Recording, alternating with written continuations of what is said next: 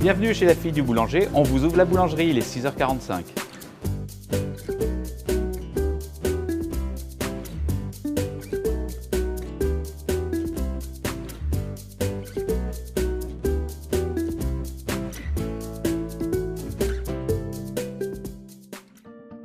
Ici c'est le Fournil, c'est le cœur de la boulangerie, c'est là où on fait du bon pain.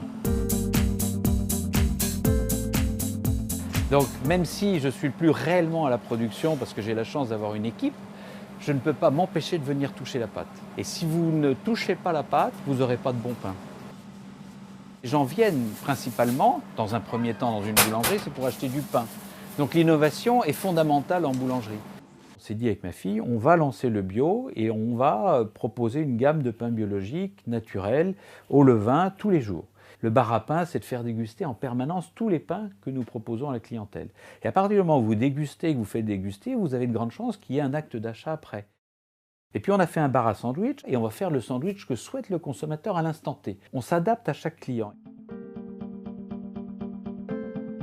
Vous êtes dans le labo pâtisserie, nous fabriquons tous les gâteaux et les viennoiseries ici. Ce qu'il y a de bien avec la pâtisserie, c'est la créativité. En permanence, il faut qu'on sorte de nouvelles choses et c'est plus facile de sortir de nouvelles choses en pâtisserie parce qu'il y a énormément d'ingrédients qu'en boulangerie. On change la gamme 3 à 4 fois par an, selon les saisons très fréquemment.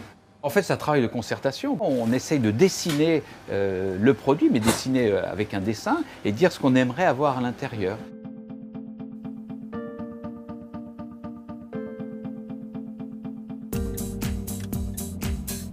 Alors là, on va livrer quelques restaurants. Ça représente en gros 15% de notre chiffre d'affaires et on livre des restaurants tout autour de la boulangerie.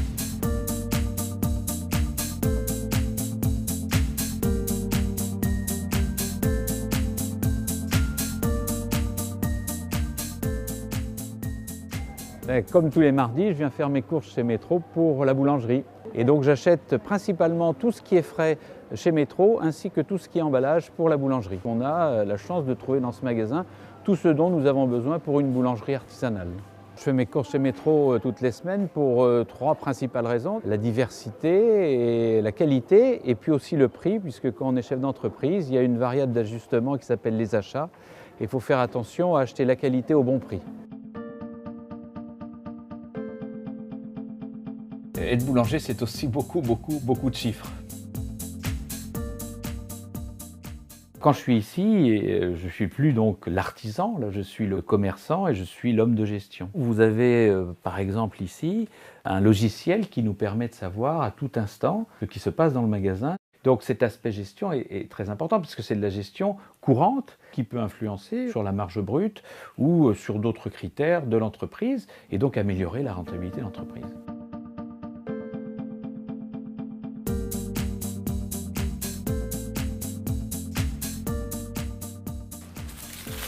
Ce qu'il faut, c'est amener des produits de qualité dans une très bonne ambiance. C'est ce qui compte.